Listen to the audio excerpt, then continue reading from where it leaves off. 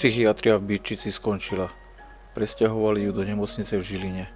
Nový majiteľ chce kaštieľ prebudovať na penzión.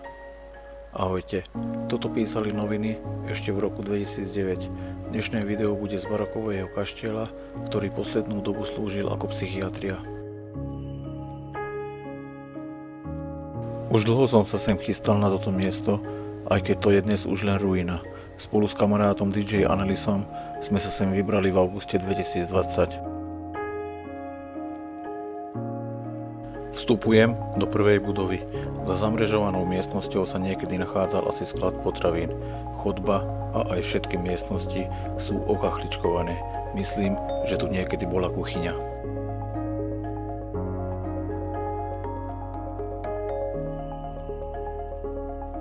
Je to tu všetko zdevastované. Vybavenie je samozrejme dávno preč. Hliníkové káble ešte nikto neukradol. Prázdne fľaše od alkoholu. Neviem, akí ľudia sa tu môžu schádzať po večeroch.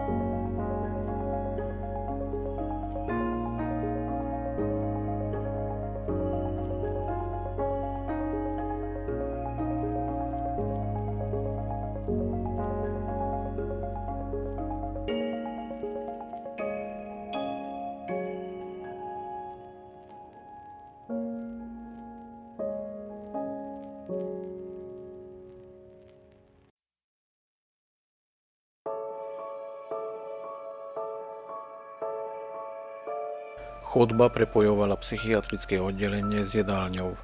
Pacienti aj v zlom počasí sa pohodlne mohli presunúť na stravovacie miesto.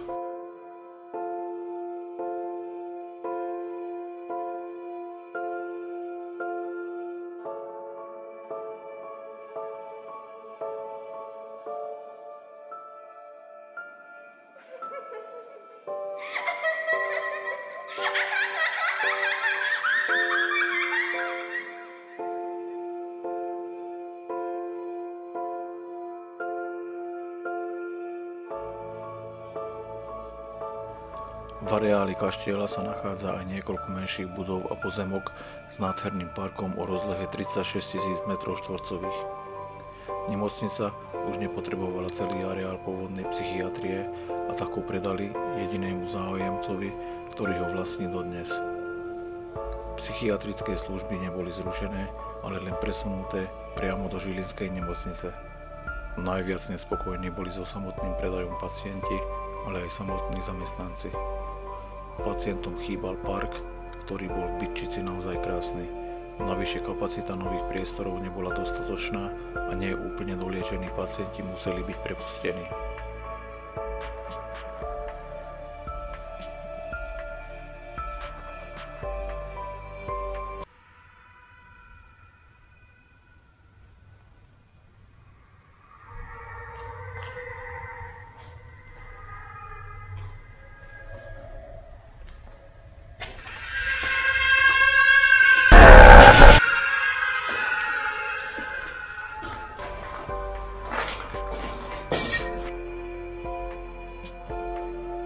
Do kaštieľa sme vošli zadným chodom.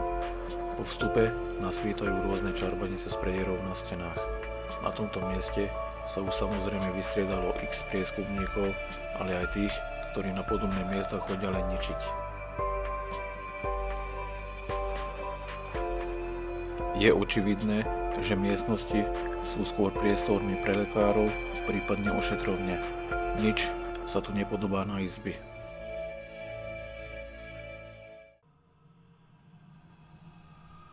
Vybrali sme sa chodbou na druhú stranu budovy. Posledný pozostatok vybavenia, ktoré ešte nie je zničené, je skriňa pod oknom. Na chodbách sú črepiny z rozbitého skla. Všetko je tu zdevastované. Vždy si na podobných miestach predstavujem, aký tu bol predtým život, zvlášť na tomto mieste. Lekári, pacienti, aký mali vzťah, ako ich liečili.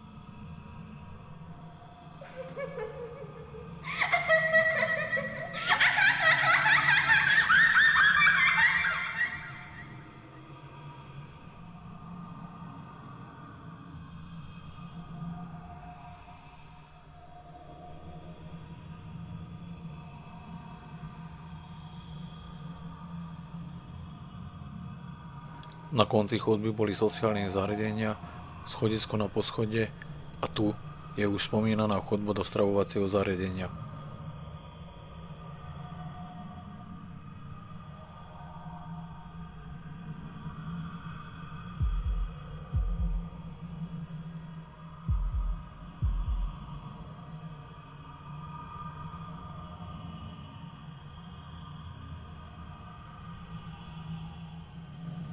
Za hlavným vstupom bolo druhé schodisko.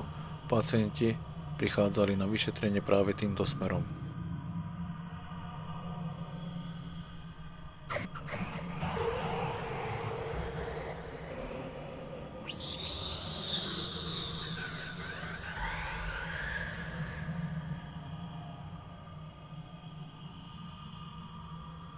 Na priečelí budovy je obrovská terasa s kovaným zábradlím. Predpokladám, že v letných mesiacoch tu oddychovali skôr lekári a zdravotnícky personál.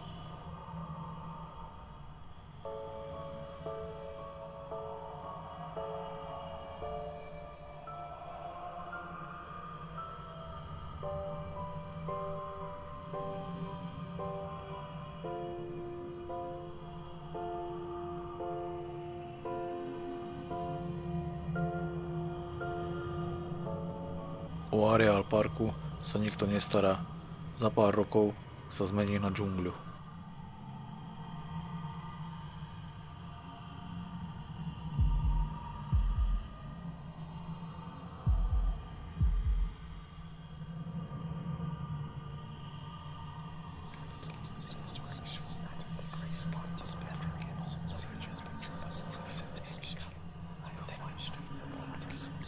Skrine na chodbách tu zostali nezničené vandalmi.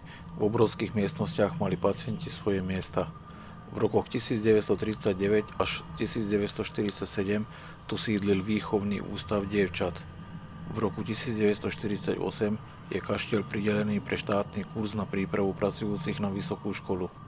V roku 1951 sa v súpise kaštieľov v obvode Jednotného národného výboru v Žiline uvádzal kaštieľ v Bytčici ako majetok poverníctva zdravotníctva, ktorý spravovala ústredná charita a obývala ho dievčenská vychovávateľňa. Ďalej kaštieľ slúžil opäť pre účely zdravotníctva. Krajský ústav národného zdravia v Žiline začal v auguste 1953 so sťahovaním psychiatrickej liečebne do tohoto kaštieľa.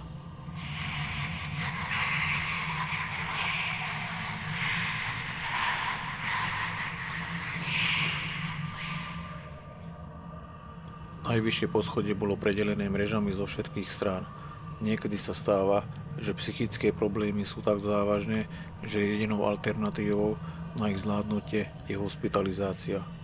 Psychické problémy a symptómy poruchy majú spravidla hĺbšie korene a sú vyústením dlhodobého vnútorného alebo vonkajšieho stresu, chemickej nerovnováhy v mozgu. Zmyslom hospitalizácie je upraviť stav pacienta tak, aby príznaky ustúpili, vymizli a on sa mohol vrátiť do bežného života. Preto je dĺžka hospitalizácie na psychiatrickom oddelení v priemere dlhšia ako na iných oddeleniach.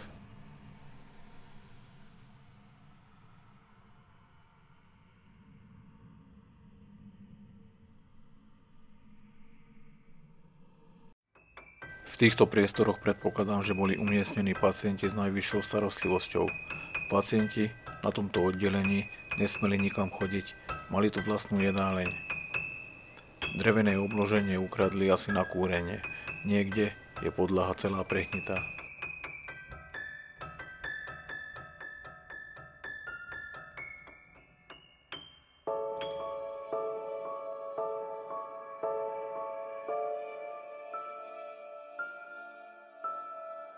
Prázdne krabičky od lieku Prokain a množstvo dokumentov rozhádzaných po zemi. Priznám sa, nemal som dobrý pocit z tohoto miesta. V správny čas sme sa rozhodli opustiť toto miesto. Ukázalo sa, že nejaký čudný týpek si vytipoval moje zaparkované auto pred psychiatriou.